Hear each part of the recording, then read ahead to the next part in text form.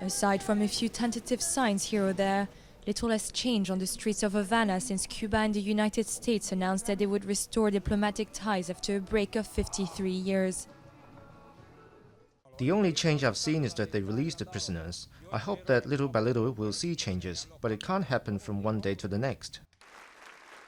Following secret talks brokered by the Vatican, Havana agreed to free 53 dissidents and an American aid worker, while Washington released the remaining 3 prisoners of the infamous Cuban Five, who were jailed in 1998 for espionage. The two countries are also to begin talks to end the US trade embargo imposed in 1962 and to take Cuba off Washington's list of countries sponsoring terrorism. I think that there will be a normalization process, which will be very long and slow. But there's been a positive change right away. There's less pressure on the Cuban economy, less pressure on the Cuban government, and this should help improve things considerably. Some US restrictions on family travel and telecommunication companies are to be lifted, and the amount of money that Americans can transfer to Cuba has been increased from $2,000 to $8,000 a year. But human rights activist Elizardo Sanchez, who has spent more than 8 years on and off in jail for opposition activities, says the end of the embargo won't solve all Cuba's problems. For instance, President Raul Castro still refuses to engage in dialogue with opposition groups.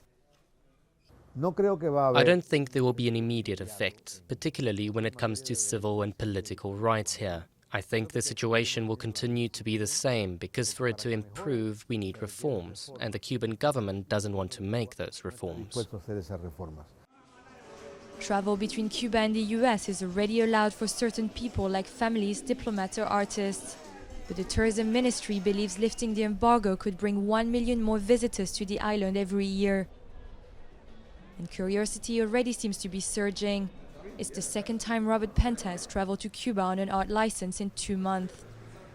We'll come back as often as we can, right, to learn as much as we can, because we think things are changing and are going to change very, very quickly.